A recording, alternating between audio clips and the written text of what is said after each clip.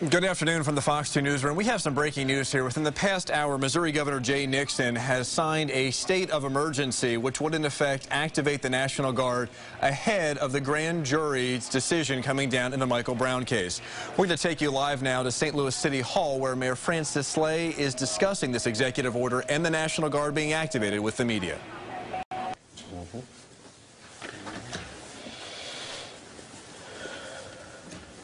I have a couple of notes I jotted down here. I wanted to.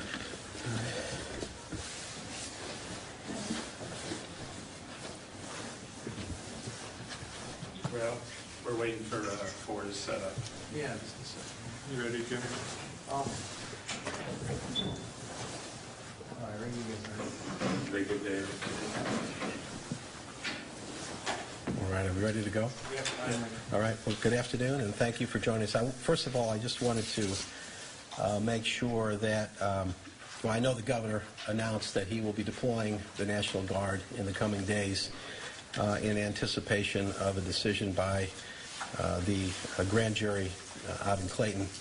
And I wanted to make sure that you all had an idea of what the way we viewed this was going to happen and what would happen with these guardsmen in the city of St. Louis. So how would we deploy them in the city of St. Louis? And this would be, they would be deployed on, we don't know how many we're going to get yet, and we don't know exactly when they're going to be deployed, but we'll be finding that out very shortly.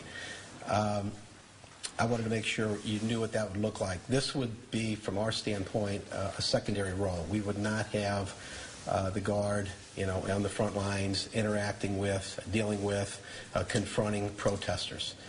They would be used for three different approaches. One would be visibility, deterrence, and then the other early warning. So they would be stationed at various locations within the city of St. Louis. Shopping centers, strip centers, where you have shopping, maybe some specific buildings like government buildings and those sort. They'd always be accompanied by St. Louis police officer as well.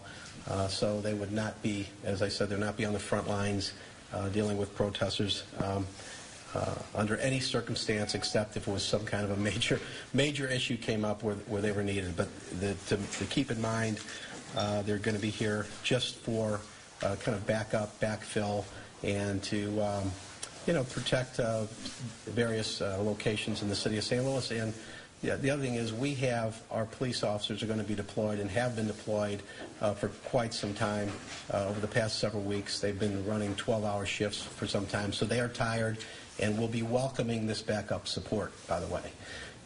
But as I said, the Guard will not be used on the front lines. They will not be interacting with protesters. They will be used in a secondary role and be accompanied by a St. Louis police officer where they are, and will be stationed at various locations determined by the chief of police for security purposes. They will be armed, though, won't they?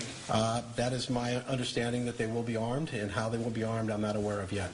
And the protesters were kind of asking that the police lay back a little, not to confront them.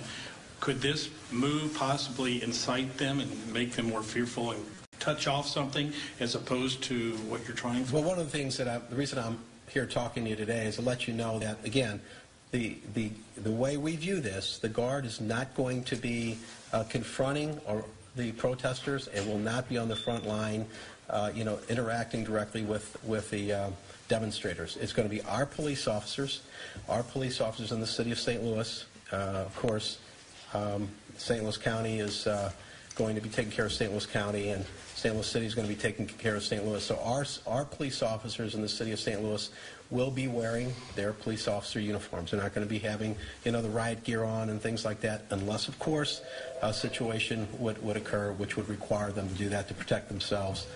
Mr. Mayor, when the decision comes out, assuming it might be one that the people don't like who are protesting, what is your advice to your constituents, to the city residents? Should they treat this like a snow day and stay at home to see how it goes? Or is it business as usual? What's your advice for people to stay safe? Well, at this point, basically, we're asking people to, and everybody's going to have to make their own decision from their own standpoint, whether, what schools are going to do, what businesses are going to do. But basically, our advice is to, go about business as usual. And we don't know when this decision is going to come out or how it's going to be announced.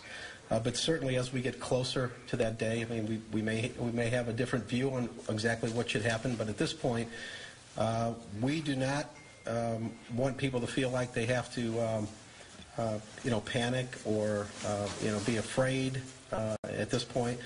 But we want everybody to know that we're doing everything we can in our power. First of all, to make sure that people and the property are going to be safe, and that the protesters can protest peaceably and can protest freely in a fashion that they like to do, as long as they are nonviolent. Do you think there could be an increase in lawlessness in the city if Darren Wilson is not indicted?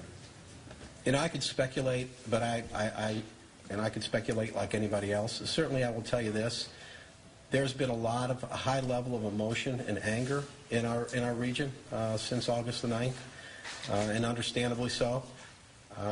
And so we just have to make sure that we understand that as we go forward. And I do think that most people would believe that, depending on what the results of the grand jury decision, will probably have something to do with the reaction is. Now, what that all means, I can't say, and I'm certainly not going to speculate, but I will tell you that we are going to be prepared from a law enforcement standpoint to make sure that people and property are safe, as well as the protesters, demonstrators will have an opportunity to express their First Amendment rights and to protest in a peaceful way. And at the same time, we want to make sure that we're going to have the resources necessary in the event there is any kind of violence or anything of that nature. Mr. Mayor, do you agree with the governor's decision to call in the National Guard or not, and why? I agree with the governor's decision, and this is why. First of all, we don't know what's going to happen or when it's going to happen, or what the decision is going to be or what the reaction is going to be. I think we need to make sure that we are prepared for whatever may happen. I think his decision to ahead of time to let everybody know what they're going to do so we can plan for it was a good idea. And I also think our approach to use the Guard in a secondary role and a backfill role rather than a frontline role is the right decision as well. Is this a learning lesson? In other words, the first time the National Guard was on the front line, you saw the reaction. Yes. So is this learn from the past and change it? And if so, how are you modifying it? Yes. First of all, yes, we've learned a lot. I'm talking about collectively in the region, and I think cities and towns across the country have learned as well in terms of what happened in the reaction based upon how it was approached in the past.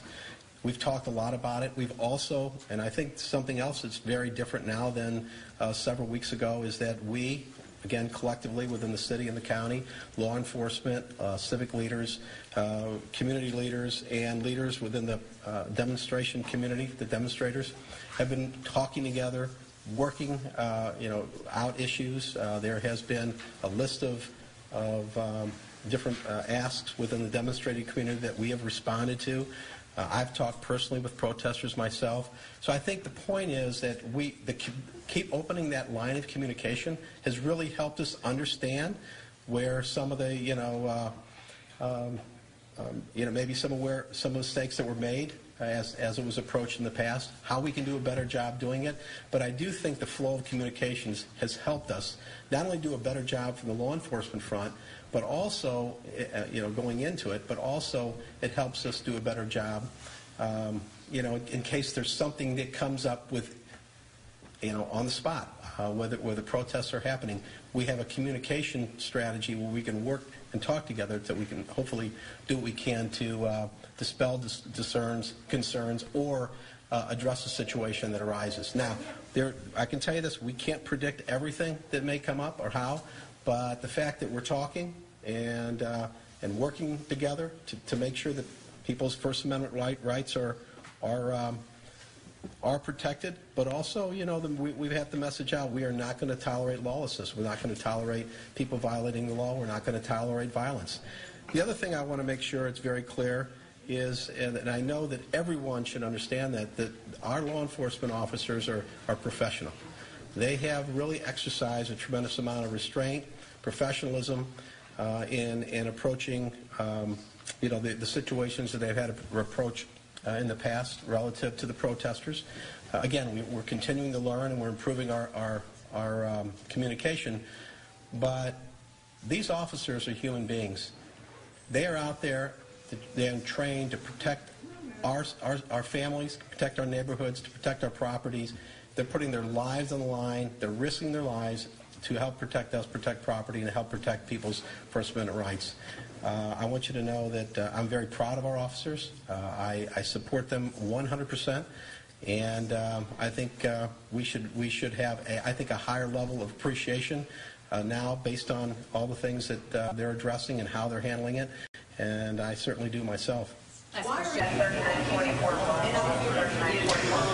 right, you've been listening to St. Louis City Mayor Francis Slay, who is reacting to Missouri Governor Jay Nixon's declaration of a state of emergency, signing an executive order that activates the National Guard ahead of the Michael Brown grand jury decision that is expected any day now. The mayor saying explicitly that the Guard would back up local law enforcement. They would not be on the front lines, at least not in the beginning, and that perhaps that would only happen if violence and unrest would happen. Again, the Guard just augmenting the police forces in St. Louis City and St. Louis County. We have a crew covering multiple angles of this story today. We will bring that to you on News 11 at 4 and on Fox 2 News at 5 o'clock tonight.